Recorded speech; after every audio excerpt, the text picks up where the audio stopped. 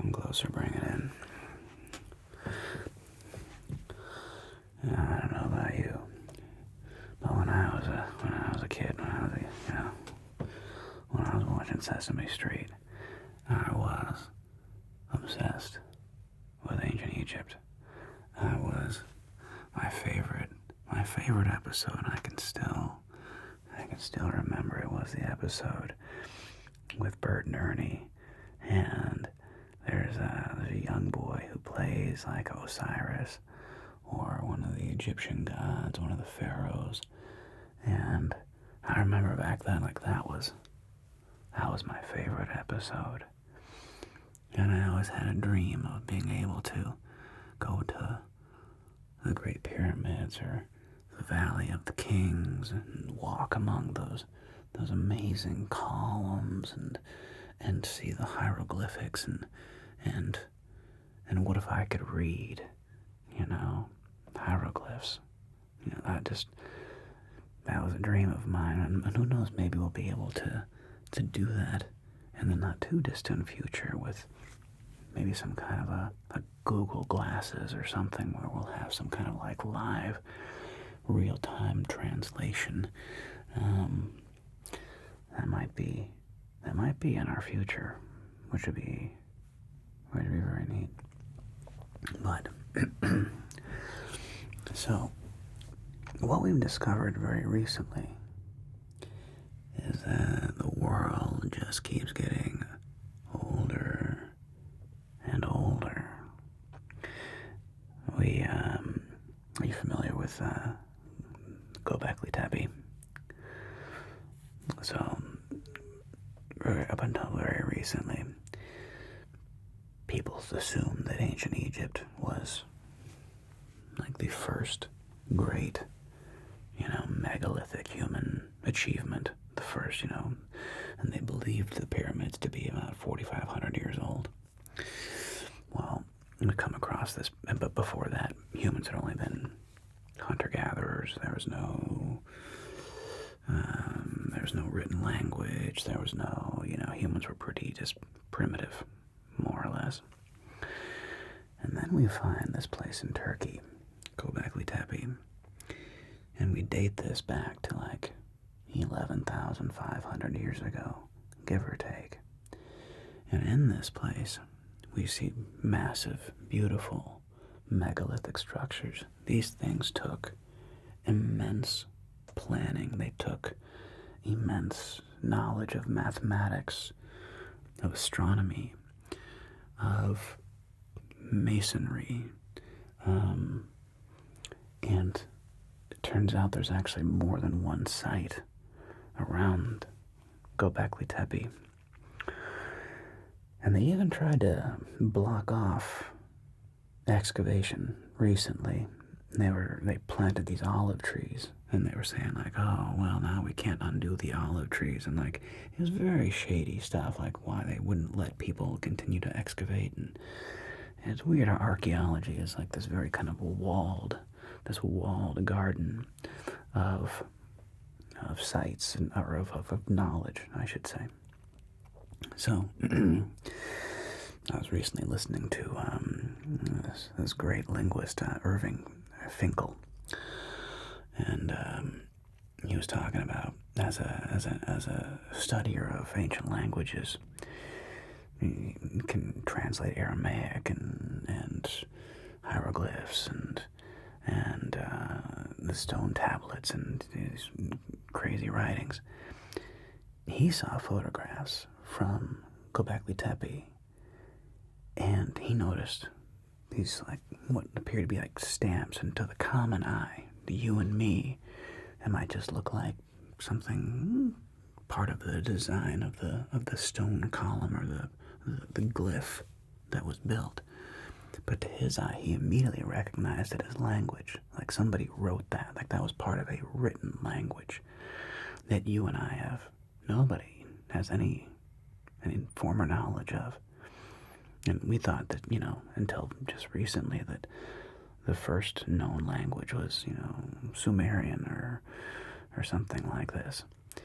From like 3,500 BC, or 3,500 years ago, I should say. like the first written language.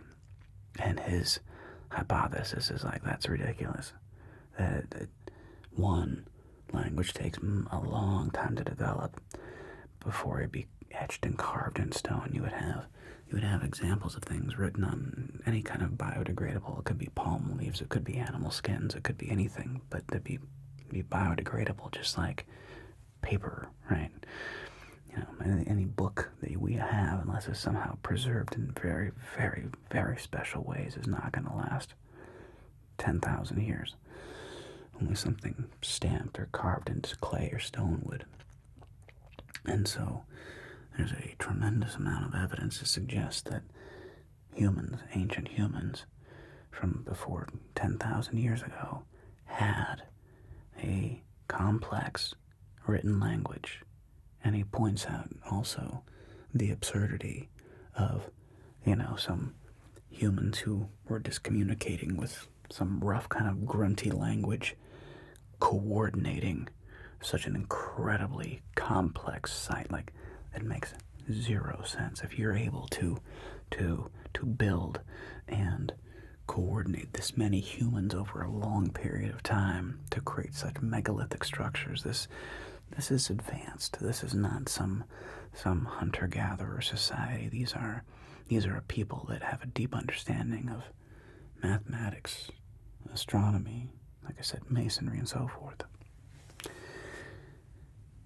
And getting back even to ancient Egypt, when I was a young man, I was very, not obsessed, but I really loved Zahi Hawass. He's the guy who is like the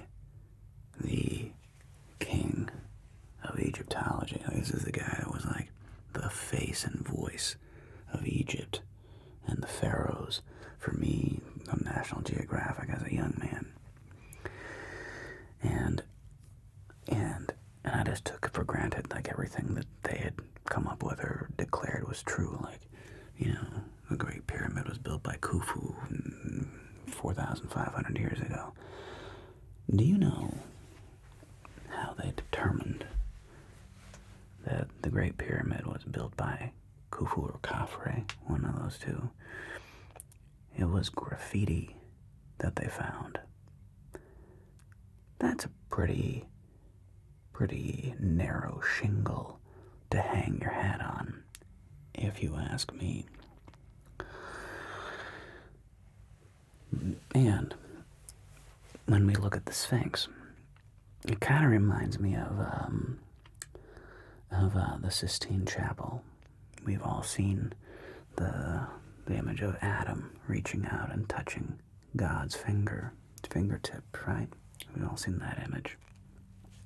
And it was recently that a brain surgeon was looking up at the Sistine Chapel, and he noticed that surrounding God was actually a human brain. Michelangelo had left this amazing Easter egg in plain sight, and nobody had noticed it for hundreds of years. And then once you see it, you can't unsee it. And the same thing happened with the Sphinx. So it was always assumed that the Sphinx was just more or less built, at roughly the same time as the pyramids, and they were all part of this one, structure, which in fairness, they may have been, and they may have been built at the same time.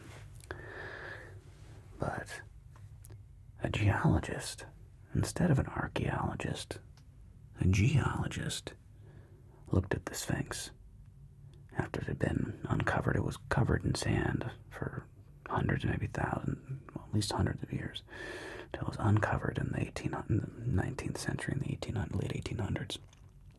They dug it out. And what this geologist immediately noticed and noted was that the erosion around the Sphinx was not created by wind and sand. It's like, oh no, this is obviously water erosion. That's the only way you get this kind of erosion on this kind of rock, the only way this happens is through water erosion.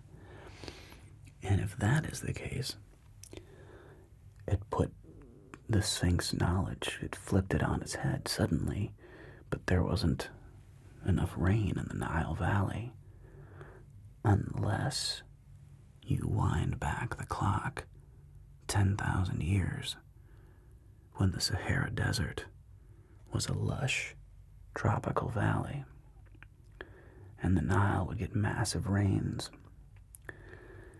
and flooding and so forth. So that all of a sudden shoots us back some 10, 11,000 years at least. And then, when you look at it closer, we notice the famous head of the Sphinx. Well, when you look at that, you will notice that it is way too small for the body. And why would that be? Why would the head of the Sphinx, why would it be so out of proportion to this lion's body? Because what if the Egyptians didn't carve the Sphinx? What if they found it? And what if they found it in disrepair? Maybe what if the Sphinx was 10,000 plus years old?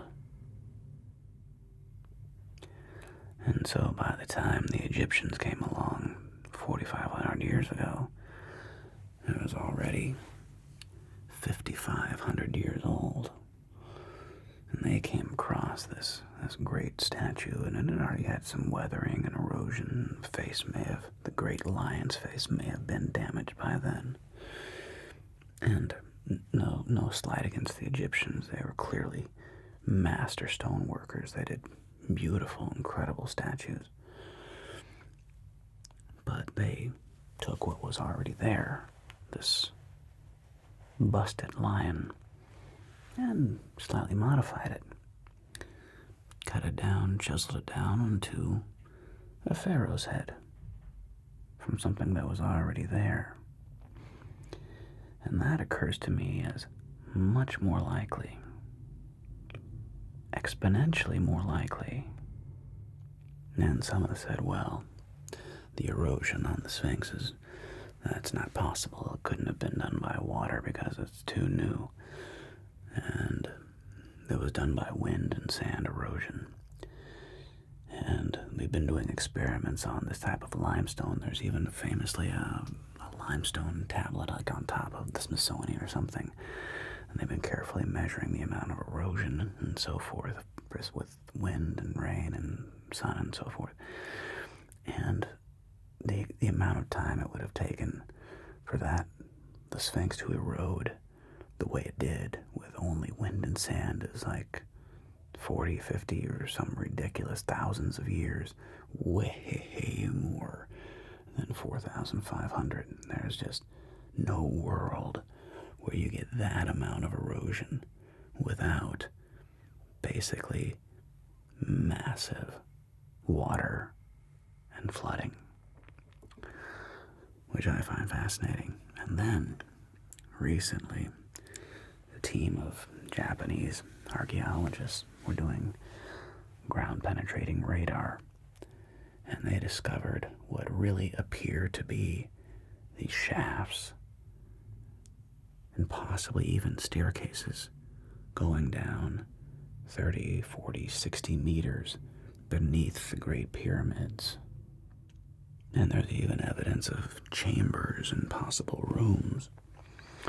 Well, wouldn't you know it, that in the I believe it was in the early 20th century, in order to help feed the people of Cairo, they built a dam. And in building this dam, they inadvertently flooded the water table beneath the ancient pyramids. So this area is likely flooded with water at the moment, which is oddly unfortunate. And to add credence to this possible chambers beneath the Great Pyramids. Thousands of years ago, Herodotus wrote about the Great Labyrinth beneath the pyramid, stating that it was even more grand and much more of a wonder than the pyramids themselves. And he talked about rooms and chambers beneath the Great Pyramids that you can get lost in, this great labyrinth. And he wrote about this 2,000 years ago. Now, I find this fascinating and curious.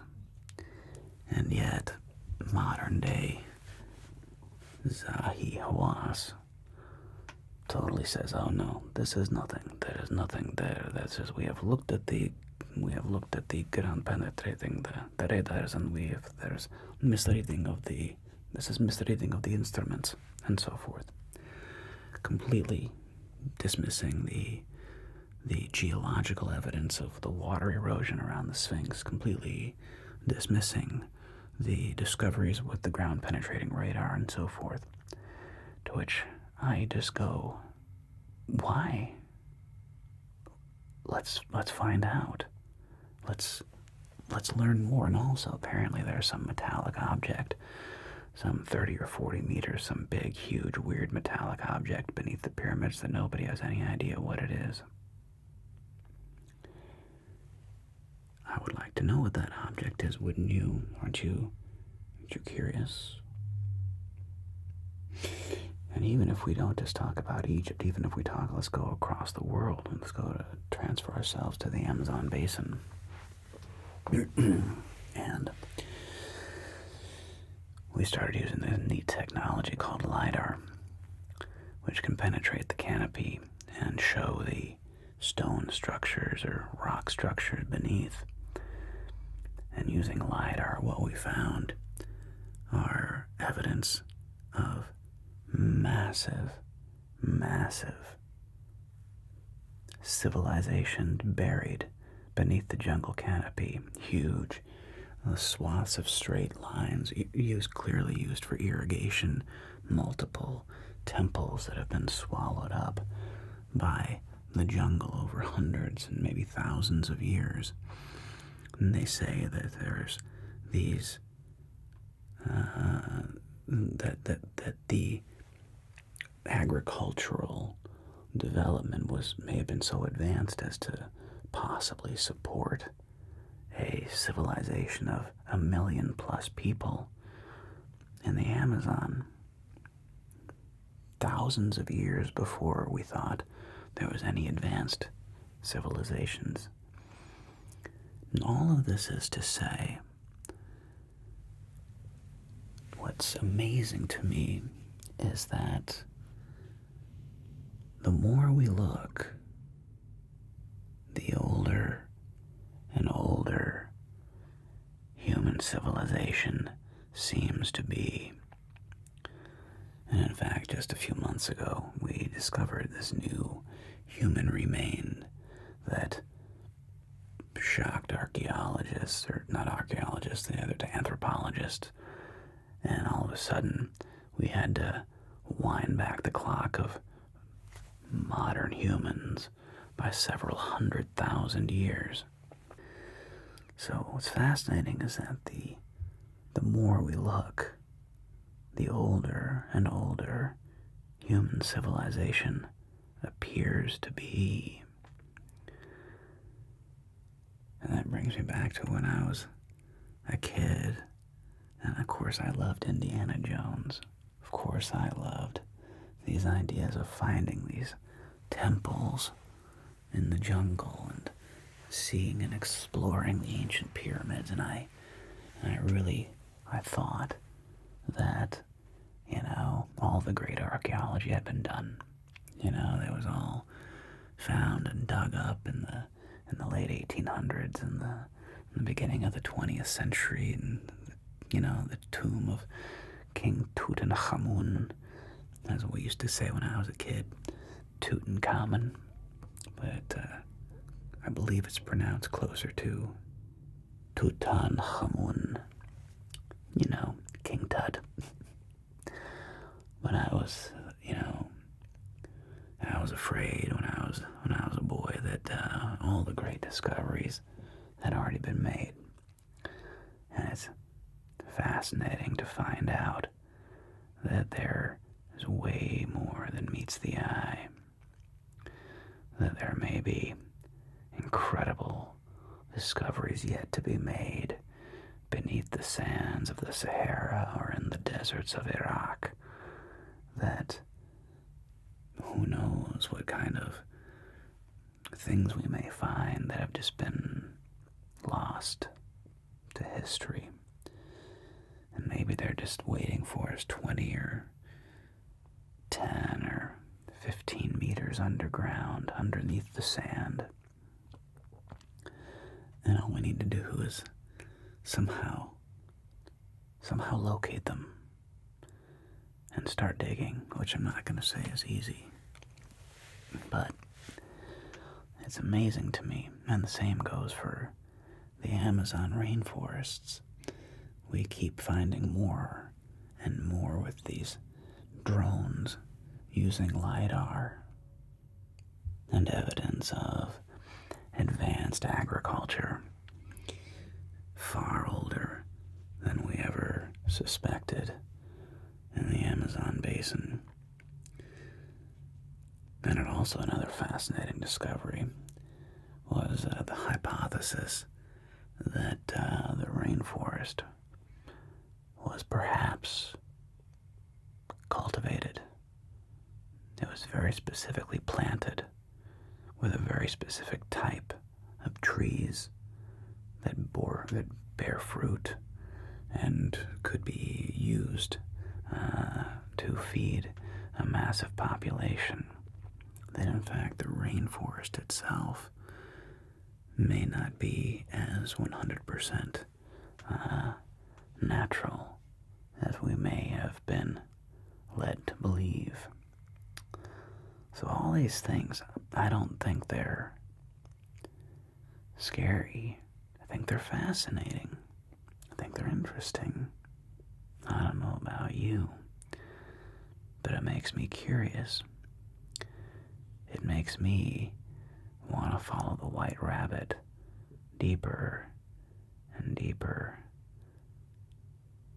into the hole. And I wonder what's on the other side. And I wonder how old and fascinating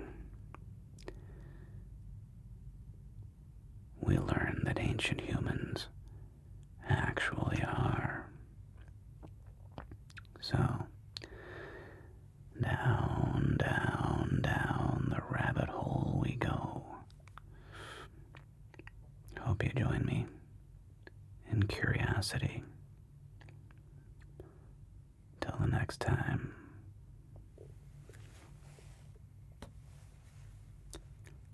Sweet dreams.